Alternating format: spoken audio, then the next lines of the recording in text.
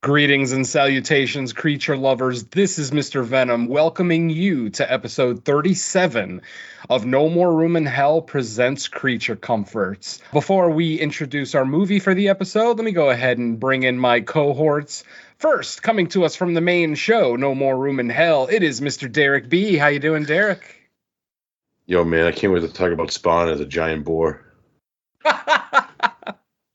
Or Billy Bob as a monk. Yeah. And also joining us, as always, coming to us from Fresh Cuts and the Horror Countdown podcast, it is Mr. Don Anelli. How you doing, Don? Yeah, what's going on? Always happy to be here.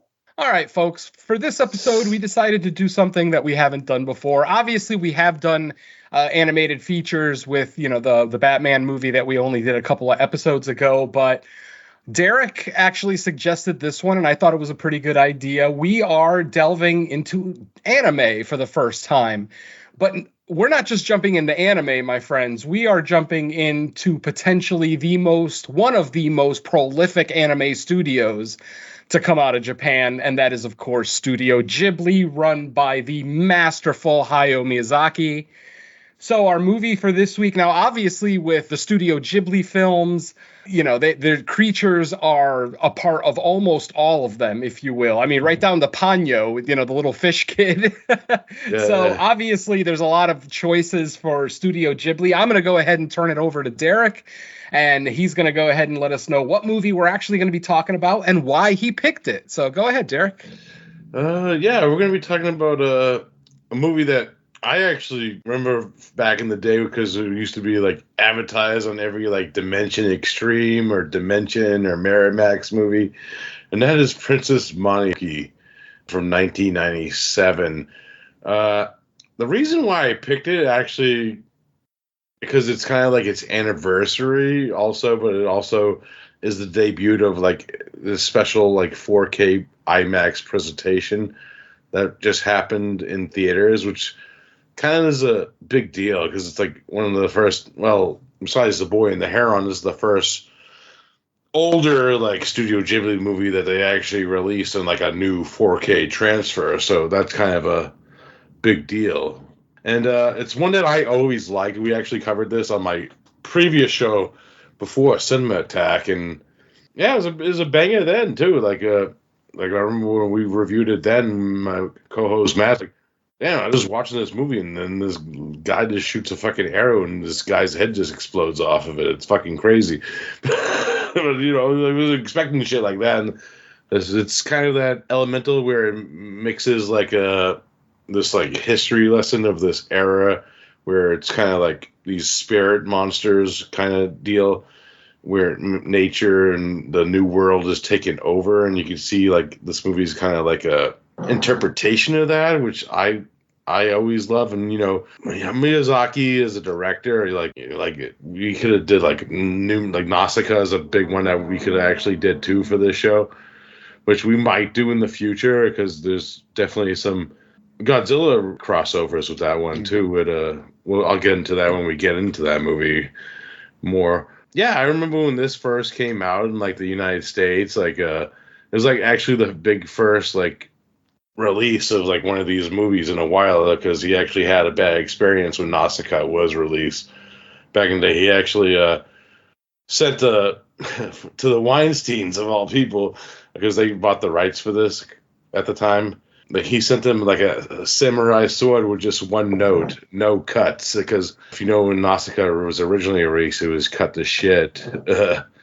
So in that aspect, I'm kind of happy that I got to see this movie uncut for the first time, and it was great to revisit ever since. You know, like they do show like this like big movie like every year, like they have like the Ghibli Fest, but I didn't get to really see it in theaters until this new IMAX 4K transfer came out, and it was like an experience. And yeah, it's one that I always loved, and like the soundtrack's amazing. I think even if you watch the American version, which the American cast of this movie is fucking banging. You got like Keith David and Gillian Anderson, Billy Bob Thornton, fucking Billy Crudup, Minnie Driver. You know, you get some big names in there that give like some class and some respect to like the source material with their performances in it. So I always dug this movie, and I thought it would be like a good experiment, because the monsters do like have like this force of nature aspect of the story, which I always kind of look forward in like these movies, and the aspect of it they do play a part in the overarching story, which the aspect, and then you get like this weird spirit kaiju at the end, which is fucking awesome. We can talk about that later, but that's why I kind of picked it. Yeah. Nice. All right. So, folks, let's go ahead and get into it. Of course, we are talking about Princess Mononoke, coming to us from 1997. Original Japanese title, Mononoke Hime, which translates to the exact same thing. Oh, and for those of you who've seen the movie and are wondering why the movie is called Princess Mononoke when the titular character is actually named San, Mononoke is actually a Japanese term for a supernatural being or spirit often associated with negative emotions and experiences, also known as a vengeful spirit. So obviously, if you've seen the movie, you know where that term is coming from. If you haven't, then, stick around and we'll go ahead and get into it a little bit. Once again, this is coming to us from 1997. It is PG-13, a runtime of 2 hours and 13 minutes. It's a long one, folks, but I assure you it doesn't feel that long, that's for sure. This is coming in as an animation adventure. It was released in Japanese theaters on July 12th, 1997. It currently holds an amazing 8.3 star rating on IMDb, which is almost unheard of for anime, but it's Miyazaki, so it makes sense. And our synopsis is as follows. While seeking to cure himself of a curse, young warrior Ashitaka stumbles into a conflict between the people of Irontown and Princess Mononoke, a girl raised by wolves, who will stop at nothing to prevent the destruction of her home. In a time when gods walk the earth, an epic battle rages between the encroaching civilization of man and the gods of the forest. When the forest has been cleared and the wolves wiped out, this place will be the richest land in the world. Now, the fate of the world rests on the courage of one fearless princess. I'm not afraid to die, and I would do anything to get the humans out of here. And one brave warrior. You fight like a demon, boy, like something possessed. What exactly are you here for? To see with eyes unclouded by hate. Now watch closely, everyone. I'm going to show you how to kill a god. Fire!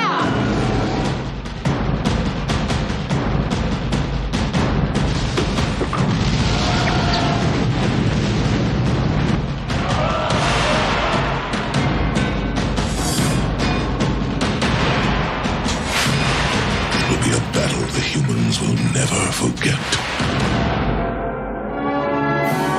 Gillian Anderson, Billy Crudup, Claire Danes, Minnie Driver, Jada Pinkett Smith, and Billy Bob Thornton. You cannot alter your fate. However, you can rise to meet it if you choose. Princess Mononoke.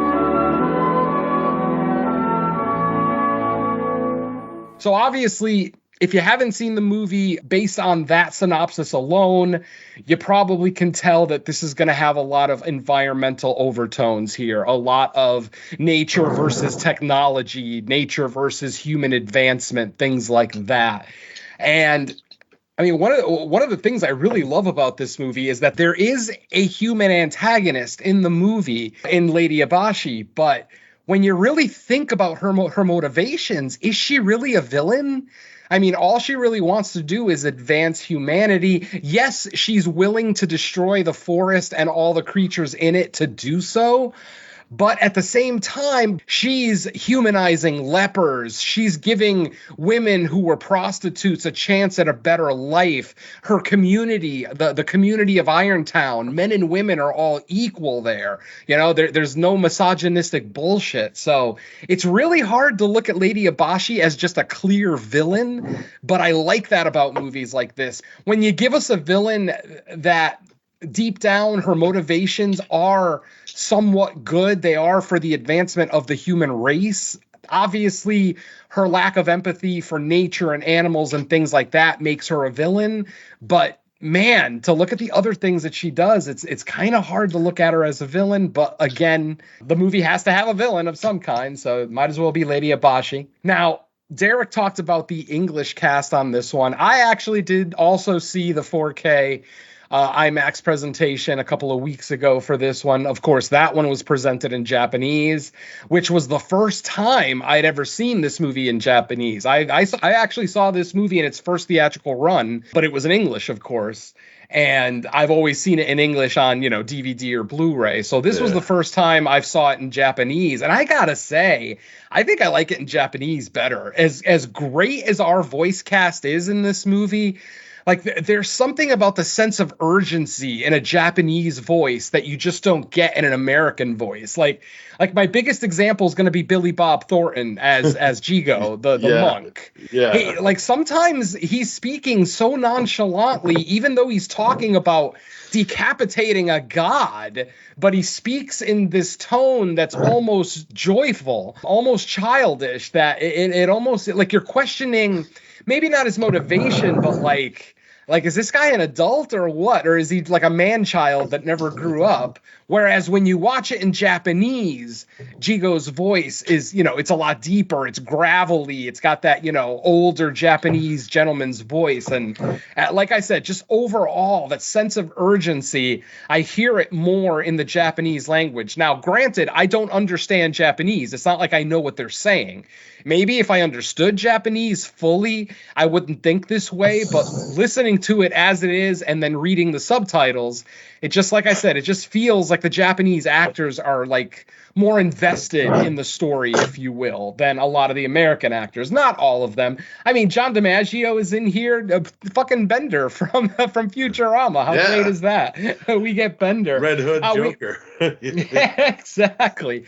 But I mean, Keith David as both Akodo and the narrator. He does the opening narration for the film, which is stellar. And then as Akodo, even though he's not in the film much as the Boar God, when he is in the film, it's so imposing. His voice is so big and booming. Yeah, there's so much to like about this movie, but let me shut up about it because, again, when it comes to movies that I love, I could talk about them forever. But let's go ahead and bring in Derek first, as he was the one who picked this. Now, Derek's already kind of gone over some of his general thoughts. I kind of gushed over it a little bit, yeah.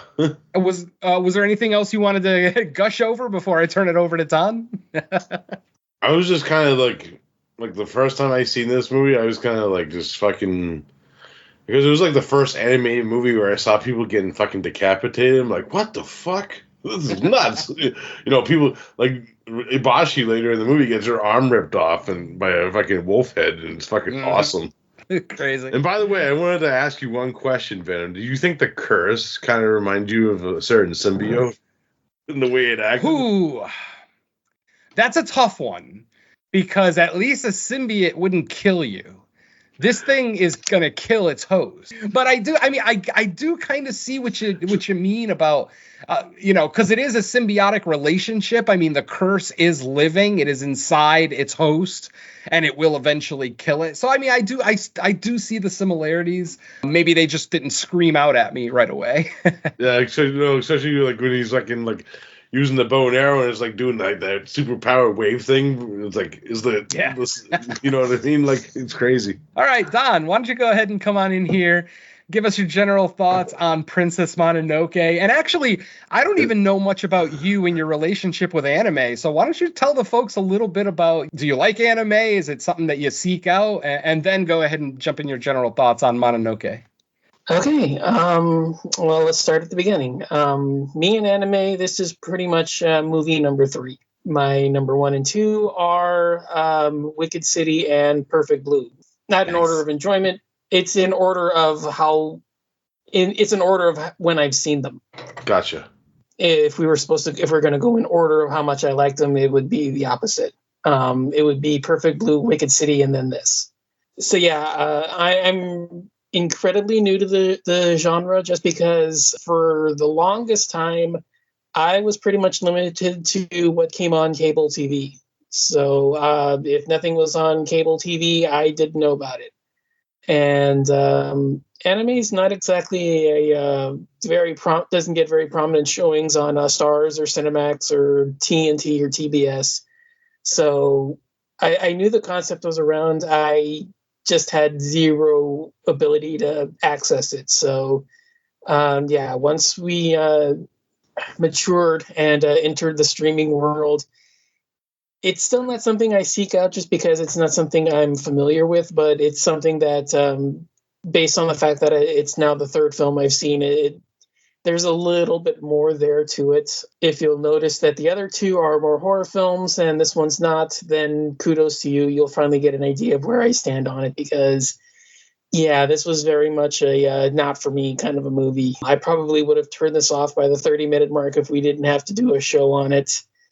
Just not me. This high fantasy, I guess whimsy kind of fairy tale feeling, it's just not me. It's just not the kind of stuff I gravitate to. I do enjoy the story. I do like the way that it builds up this, I guess sort of like a third-rate Ferngully or Avatar kind of setup. Or maybe it's the other way around because I'm not sure when those came out. But yeah, I do like the story. I do like the way it's built up. I do like the introduction of the characters. But there's just so many fucking people here. Yeah, that's kind of one of my main things is that there's just way too many people, too many creatures, too many powers, too many things going on. It feels almost like I needed an origin story for so many of the people in there, like how they got to the stage before, all the industrial stuff started happening, like what Mononoke is fighting for, why she's fighting to protect everything. It just feels like I need an origin story on that to enjoy this one. And that kind of makes me feel like a lot of it is just getting lost in one. I'm not very familiar with this kind of a setup. I mean, again, it's the 3rd film in the genre that I've ever attempted in my life. So I'm not familiar with anime or even animated movies in general. And 2, I'm just not really into the genre, I guess. So it's something that I do enjoy a lot of it. It's just I think the flaws of it is just it's a genre and a concept that I'm just not into and I don't explore a lot. So it very much was one that I just had on, and I have maybe after like an hour of this, I have very, very, very few notes just because it was something that was on, but I never really, very little of it sunk in, I guess. So yeah, I appreciate it for what it is. I do love, again, the one thing I will say, I love the animation in this. The things looks gorgeous. The designs are unique. In general, there's a lot of stuff about this that it just very much screams not for me. So didn't hate it, but it's very much a one and done, unless we cover this on something else sometime in the future. So, yeah, I think that's pretty much where what I am, because, like I said, a lot of what happened in this was just basically background noise. Even though I know I was watching and I know I was paying attention, very, very little of it penetrated. Just it was very much something that it was on while I was looking at the TV, but that's all I can say about it.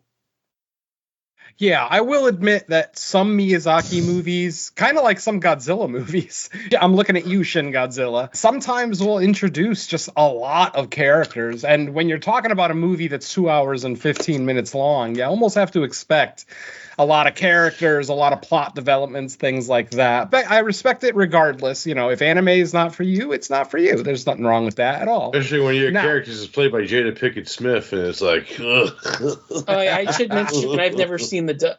The version I watched wasn't the dub. I don't know anything about it. I saw the subtitled version, so if you're gonna just name human, the English voice actors, that's gonna be a non-starter. I didn't see that version. No worries. I mean, you saw the better version, so that's okay. I watched both, so don't feel bad. So exactly. I did watch the Japanese, and like I said, I own the Blu-ray of this in English, so I watched that one last night, actually. So for me, my general thoughts are I absolutely love this movie. This is my third favorite Studio Ghibli film, behind my number one by a country mile is Spirited Away. And my number two would be My Neighbor Totoro, just because of the kind of history that I have with that. And Porco Rosa? Well, I mean, there's not one that I don't like, Ponyo or, Nausicaa, The Cat Returns. The ones that fucking destroys you is like Grave of the Fireflies. Oh, I won't rewatch Grave of the Fireflies. Grave of the Fireflies is an absolute fucking masterpiece, but I will never watch it again. It's the most depressing fucking movie yes. ever. Grave of the Fireflies, holy shit, that ending is an absolute gut punch. Like, no one deserves that, but obviously that's a story for another day. But yeah, I mean, there is no bad Studio Ghibli film. I mean, that's what's amazing. I have not seen them all. I have yet to see The Cat Returns. I've never seen that one. To my knowledge, that's the only one I haven't seen. So I have seen pretty much the rest of them. And like I said, for me, Spirited Away, Totoro, and then Mononoke. So let's get into Mononoke. Like I said, I saw this in theaters during its initial theatrical run. Absolutely just love this story. Love the symbolism of or the metaphors, if you will, about the environment. Sometimes it does get a little heavy-handed, especially like the apes, when the apes talk about wanting to eat humans because all the apes do is plant trees, but the humans just tear them down. That was an interesting conversation. There's a fine balance between of the peace between the animal realm and Andy Serkis would have played the ape if it was live action. Oh God. And thank God he didn't, because I like these apes because they speak very slowly. It's almost like they're in slow motion, and something about that works for me. I liked it a lot, that kind of element to it, like almost like a more methodical way of speaking, if you will. So I did like that. But I mean, obviously, the overall story here is awesome. And then once you get the kind of what I was talking about earlier, where you see that Lady Abashi, even though she is clearly the villain of this movie, she's doing a lot of good things. I mean, the way that she treats the lepers, she humanizes the lepers, she gives them jobs. I mean, that's something that, especially in this time period in Japan, no human would have gone out of their way to help these lepers, these diseased people. And then the fact that she goes around buying the contracts of prostitutes from brothels so that she can free them from that life and bring them into the ironworks to work there for her. I like I said, it's so hard to dislike Lady Abashi. It's only because of the way that she looks at Princess Mononoke and the wolves and just, the forest as a whole, how she doesn't really value them as much as she does advancement in technology and things like that. Yeah. So she's definitely a very odd little character. There's a great dichotomy to her. She's the villain, but she's hard to hate. So, you go with that. Yeah, she's kind of like one of the two villains, because Jigo's kind of pulling the strings in the background too. Yeah, but Jigo is just a yes man. I mean, he's obviously working on orders from the Emperor, and he's obviously has his own agenda, even though it kind of aligns with Lady Abashi's. We'll go over the story in a very brief. I'm not doing a walkthrough for this one because, like I said, we're talking way over 2 hours. Yeah, it's a long story. And like I said, I don't want to make Don's head explode with just the constant plot points and everything else. So I'll give a very brief story synopsis later. But yeah, as far as general thoughts, again, love this animation style.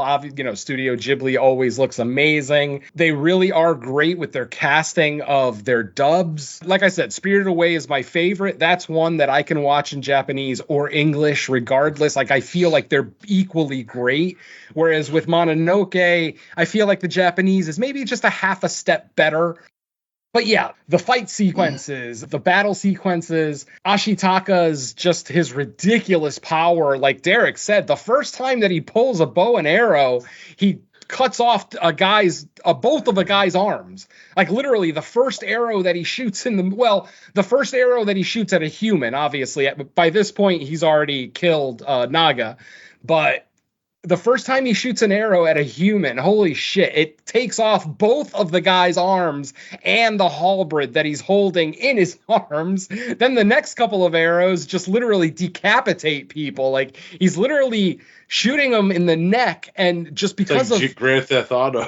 Yeah, because of the curse on his right arm, obviously his strength is heightened, and that arrow that's going through these guys' necks is just severing their heads completely. It's pretty goddamn impressive, I gotta say. So that aspect of it is cool, definitely. The curse itself, obviously, I'm kind of still on the fence as to like why the forest spirit didn't save Ashitaka the first time. Like, this forest spirit saved him from the bullet wound, but not the curse. And I'm like, well, what the hell? Why save it from the bullet wound if you're just going to let him die from the curse anyway later? It just seems really odd. Obviously things work out, and everybody, for the most part, everybody's happy. Everybody gets uncursed, Exactly, yeah. Let's talk about some of the creatures in this. Now, obviously, this is Creature Comforts. We are a creature feature podcast, and as we are looking at our first anime film, we obviously got to talk about some of the creatures. Now, there's not an overabundance of them. There's maybe like a half dozen different species of creatures in this one, but my list goes like this. We have giant boars, who are also considered gods. We have giant wolves, who are also considered gods. And then we have these little guys called forest spirits, not to be confused with the forest spirit. That's one of the things that I don't like about the English dub, is that they call them both forest spirits. But if you watch the Japanese one, they call the little guys forest sprites. So the difference between sprites and spirits obviously would be size. So I'm going to go ahead and call them forest sprites. And that's these little guys, these adorable little guys that look like little ghost faces, but wearing white instead of black. Like, they look like these little white guys. They've got these very generic faces, like just two black eyes and a mouth opening of some kind. They can Rorschach. Change. Yeah, they can change their expression periodically. Like, we'll see them smile every now and then, like when they're making fun of. The one I like a lot is when Ashitaka is carrying the injured guy, and then one of the forest sprites jumps on the back of one of the other ones and looks back at him and laughs. Like, what are you carrying that guy for? I don't know. Yeah. It tickled me. I found it funny. So, like I said, those are the forest sprites. Ashitaka, our hero, rides a red elk. We do see a couple of other red elks in the movie, but for the most part, it's just Yoko, the red elk belonging to Ashitaka. Now, red oxen are mentioned in the movie, but we don't actually see any. So I wasn't sure if I should even include that one, but just for the mere fact that they mention it, as it turns out, the two men that Ashitaka saves are ox drivers, and they talk about how they drive red oxen. But obviously, we don't see any in the movie, so take it with a grain of salt. Point. Exactly. Next would be the apes. Now, from what I could tell, the apes aren't necessarily gods. They are protectors of the forest.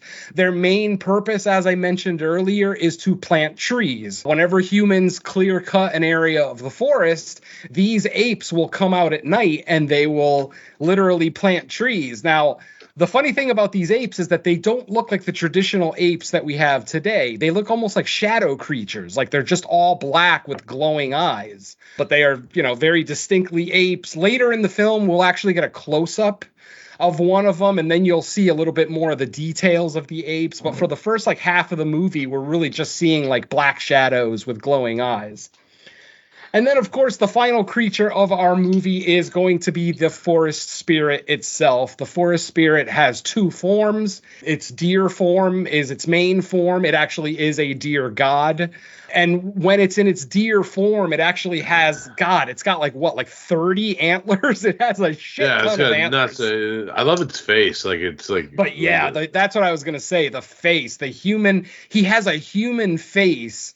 Well, kind of human, because the eyes are almost goat-like, but he has a mouth and nose very similar to a human. Very Native American, folklore looking. Yes, I'll go with that. Yeah. Yeah, definitely. And that's his main form. But then at night, he turns into what's called the Night Walker. And the Night Walker is basically Ghost Kaiju. It's our Ghost Kaiju. Exactly. Basically, he turns into, as opposed to being, the four-legged deer, he turns into a bipedal, just gigantic spirit. He's translucent. You could see through him. He has the general shape of a humanoid, but you couldn't really look at it and say, oh yeah, that's a deer, that's the deer god, or that's a person, or that, it's got that uncanny valley thing where you can't really pinpoint exactly what it is. And that is mildly frightening in and of itself. So that is at night, walking. Exactly. That's what I mean. When you see this, what looks like about a 200-foot, this thing is like Godzilla size almost. Maybe not quite Godzilla size, but he's up there. The cool thing about the forest god is that, the forest spirit, excuse me, is that he actually gives life to the forest. There's these great scenes where when the forest spirit is in its deer form and it steps on the ground, plants and flowers and everything sprout from its feet, from the ground below its feet and around its feet. I love that effect. And he walks on water. The motherfucker has a Jesus complex. I love it. Yeah. He walks on water. I love the scene where he gets shot the first time and he actually slips into the water a little bit, but then he kind of shakes it off and then just steps right back up on the water. Exactly. That was badass. That was definitely badass.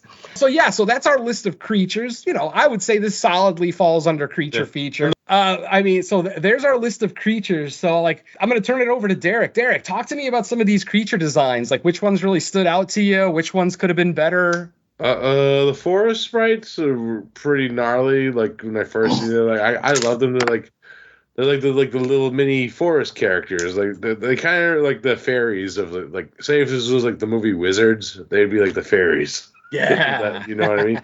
They're kind of like that. I take them as that. They're the foreground characters, and when we see them later on in the movie when they fucking start dying and shit, I'm like, oh shit, it's fucking brutal. That's a heavy scene, yeah. Yeah, I love those. The boar, they look like boars, but I like the Keith David boar, which is the main one that ends up dying at the end. Yep. I love he has this weird eye boogies and shit coming out of his eye. Well, he's blind, yeah. Yeah, you see the distinctions of age and stuff in the boars, which I kind of dig. The wolves are standard, like I said. They're all look the same. If you didn't know which, that's the only thing that's kind of confusing, especially if they're not talking. They all look alike, so it's which one's this one? Right. In that aspect of it. But the forest spirits, the first time I seen this, my mouth fucking dropped, especially when that climax happened where it turns into the T-1000 and starts to come join together again. It was kind of cool. But yeah. Oh yeah. Don, I know this wasn't really a movie for you, but did any of the creature designs kind of, pique your interest? I'm probably like Derek. I do love the deer, the antler display when he like fully unsheaths itself. That was one that really kind of was like, ooh. Kind of wish that they did a little bit more with them, but I think just if we're going off of just design, that was kind of one that kind of made me pay attention.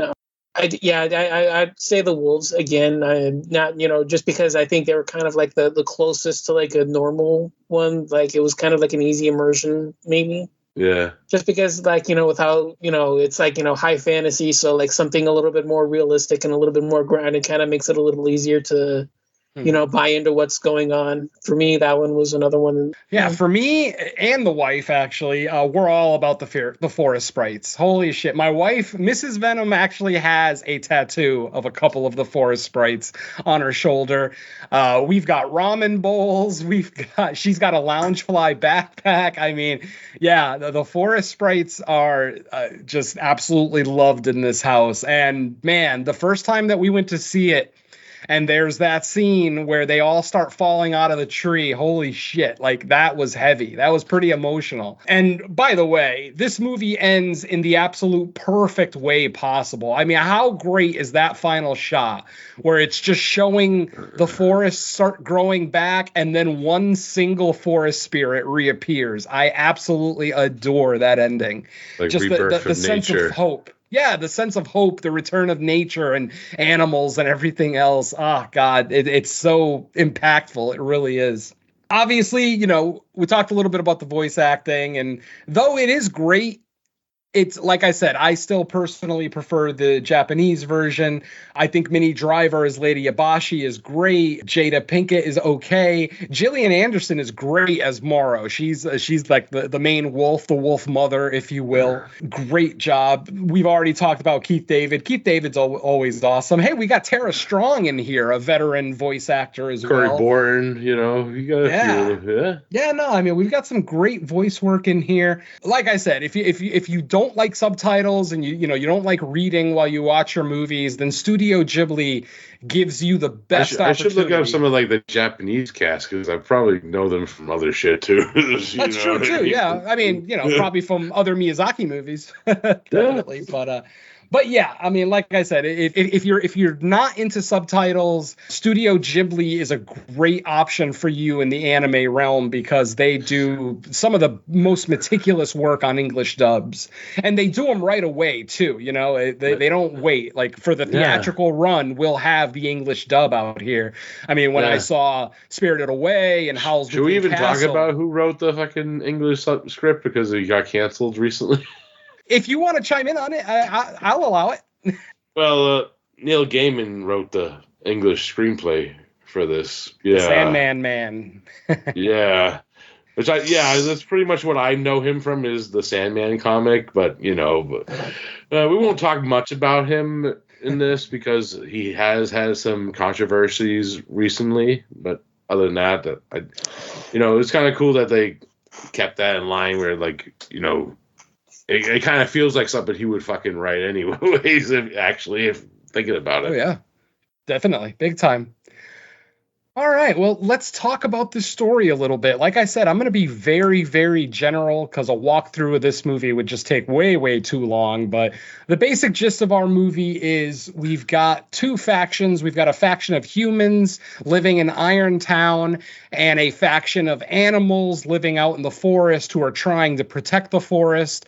Obviously, the ironworks is doing detrimental damage to the forest. They're clear cutting.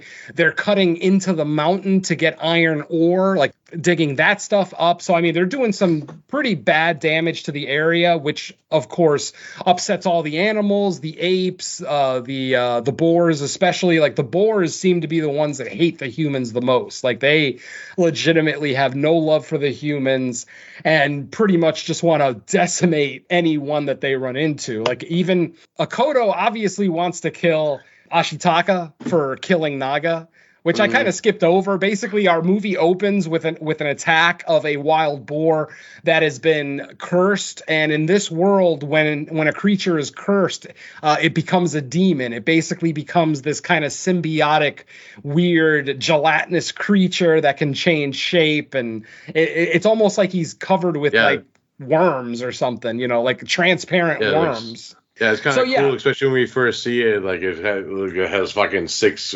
feet, legs, and shit. It's fucking nuts looking. Oh, it's awesome. That opening scene is great. Like I said, the other main character here is San. She is the titular Princess Mononoke of the film. Like I said earlier, Mononoke means vengeful spirit, so she is the princess of the vengeful spirits of the forest, if you will. Now, obviously, San is human. What had happened was her parents were attacked by the wolves, by Morrow specifically. But when the parents got scared, they literally threw the baby to the ground, almost like a sacrifice. Like that would distract the wolf long enough for them to escape. Morrow was so taken aback by them just so callously throwing their baby to the ground, that Morrow decided to keep the child and raise it. So, you got a little bit of a, Jungle Book situation here, if you will. Yeah. Miyazaki's like, Jungle Book and Beauty and the Beast. Let's go. So San is basically considered a wolf. She is obviously she's a human girl, but because she was raised by the wolves, she lives as a wolf. She doesn't wear shoes and things like that. So I mean, she is basically a feral wolf. Yeah. Oh, and she's very feral. Yeah, exactly. She looks like she smells bad. Anyway.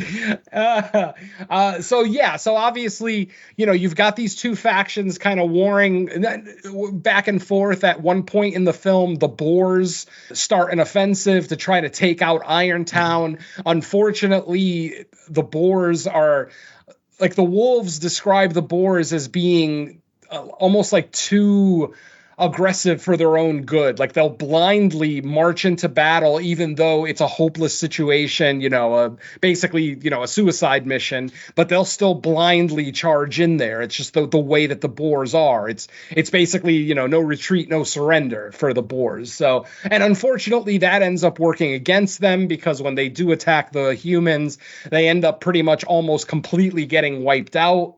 Akoto, like I said, played by Keith David, who is now the leader of the Boers after Naga was killed in the opening scene. He is now going up in age. He's blind, and he has now succumbed to the curse. Now, the way that animals become cursed in this movie is basically they're killed in a very violent way. And for the context of this movie, it's guns. Obviously, the Ironworks is working on rifles and bullets and explosives and things like that. They're working to try to, advance humanity any way they know how. I would have liked it better if they made like tools and things like that instead of guns, but whatever. Again, we're humans. There's always going to be a use for guns in our world. So there's multiple battles. The apes at one point just, they want to attack, but the apes are a lot smarter than the Boers. Plus, they're not nearly as strong as the Boers, because these are big boars. Like, obviously, a real world boar isn't as big as an ape, but in this world, they are. It's kind of weird, but yeah. Like, the apes almost look undersized in this world, and the boars are all oversized. Like, both Naga and Akoto are just gigantic. They're like the biggest creatures in the movie, next to the forest spirit. So obviously it's decided that Lady Abashi wants to kill the forest spirit, because if she kills the forest spirit, then it'll kill the forest and all the animals will either die or leave, leaving the forest open for them to mine and, clear cut for wood and everything else. So she ends up getting assistance from the Emperor, and that's Billy Bob Thornton's character, Jigo. He is basically a monk sent by the Emperor to basically assist Lady Abashi with the killing of the forest spirit. So eventually, I'm skipping ahead, obviously, eventually there is a final confrontation where the Boers try to attack the humans. The Boers are all pretty much wiped out, except for Akoto. Akoto is basically fixated on getting back to the forest spirit, the lake where the forest spirit dwells, because the forest spirit can heal wounds. At one point in our film, Ashitaka is shot accidentally by one of the humans in Irontown, and he is eventually met by the forest spirit. The forest spirit decides to heal his wound, but doesn't free him of his curse. So, like I said, take that with, however you want. I'm not sure what the forest spirit's motivation was for saving him from the bullet wound, but not the curse. But, that's good for discussion later on. Eventually, the injured Akodo does end up leading the humans accidentally to the forest spirit. And it's actually kind of clever. I'll give the humans some credit. What they ended up doing was they took all of the dead boars that died in the battle and skinned them all, and then wore their skins and actually walked around like it's kind of two creepy people. Looking too. It's very fucking creepy looking because you can't see their pupils. Their eyes are just black voids. And even the way they move, like they move almost like worms. Basically, there's like two humans under each boar skin. So it almost looks worm-like when they're moving. It's very fucking creepy. So like I said, eventually Akodo does lead Ibashi and the rest of the humans to the forest spirit. Eventually, yes, Lady Ibashi, who is very skilled with her weapons, is able to kill the forest spirit. She basically takes a shot with an exploding bullet or a grenade potentially that explodes in the forest spirit's neck, separating its head from its body. At this point, it becomes a chase sequence where Jigo and his associates are trying to get the head out of there. They put the head in a container and they try to run out of there. While this is all happening, the forest spirit basically turns into the Nightwalker. Like the sun starts to go down, and even though he doesn't have his head, he still turns into the Nightwalker. The problem is he now has the opposite effect that he had before. Remember I mentioned earlier, every time the forest spirit takes a step or touches anything, plant life grows out of it. Well, now it's the complete opposite. Every time the headless Nightwalker steps on something, it dies. All the trees around it die. The water basically evaporates. It basically looks like a forest fire occurred. It's decimated. There's a big old back and forth, obviously. Ashitaka is trying to convince Lady Ibashi to give the head back. Obviously, Lady Ibashi has tunnel vision. She's only concerned with the ironworks, Iron Town, and the advancement of humanity.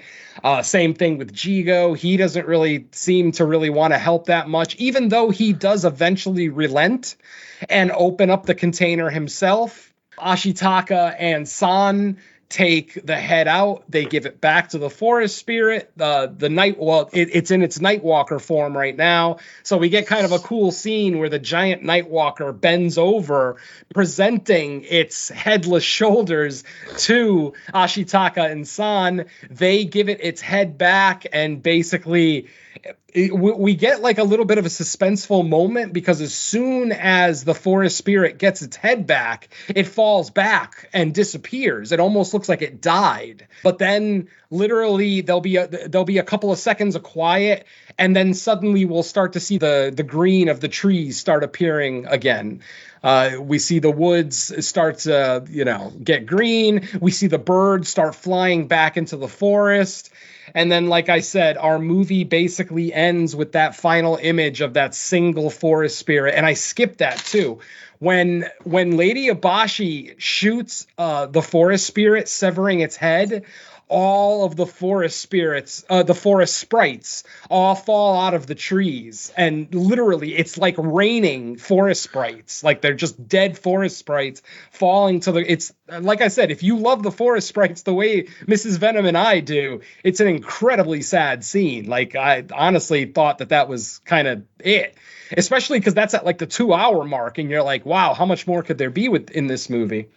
But of course, eventually, like I said, they give the head back to the forest spirit. Even though it does fall over and disappear, it turns out it did not die. It just kind of went back to its original form, and the forest is saved again.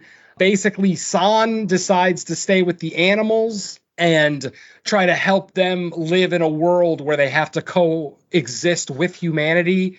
And then Ashitaka goes with the Ironworks.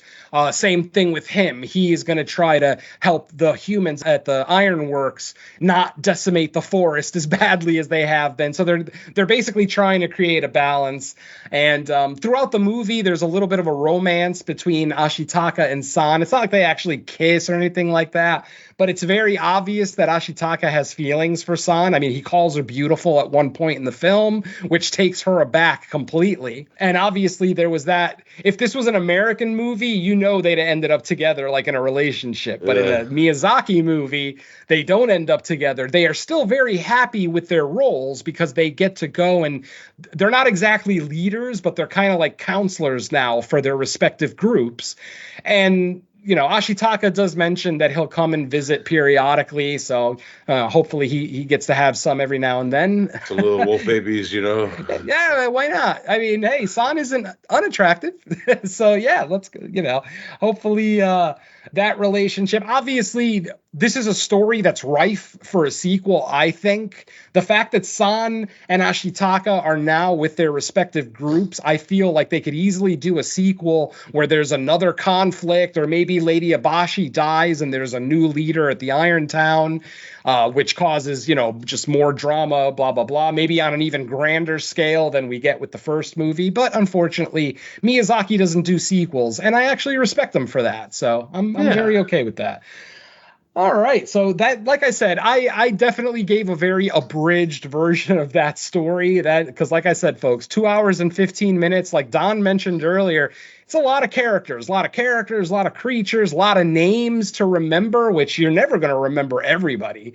I mean, there's just like all the women at the Ironworks. Like we actually do get all their names at some point, but how am I going to remember 20 just random female characters that don't really do a whole lot in the movie, you know? Yeah. So these yellow men, these goddamn men. Oh, right. And the men that are kind of treated like almost effeminate in this. Like, it's almost like the women are the kind of like the dominating gender in Irontown because Lady Abashi is their leader. I'm not saying this is the case. I'm saying it seems that way because the women are all very free to speak their minds. I mean, they tell the guys how stupid they are constantly.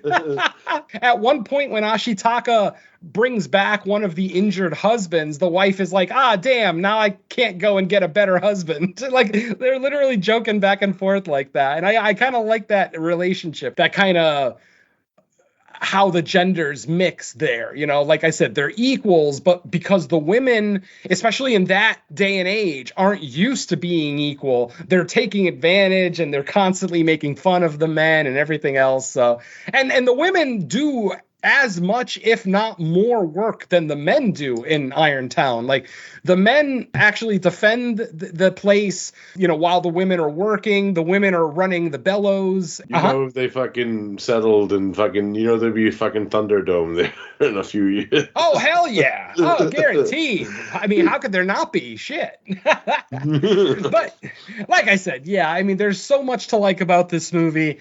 Definitely not the standard traditional anime that we get as far as storylines. You know, it's not a cyberpunk story. It's not a horror story. You know, it's a very, I don't want to say grounded because it is still a very fantastical story, but there are elements of the real world in there. Like I said, we've got allegories about the environment, how we treat the woods, the forest, the animals, everything else. What are we willing to sacrifice as a human race? What are we willing to sacrifice to advance our own species? Like, are we willing to kill off all these animals?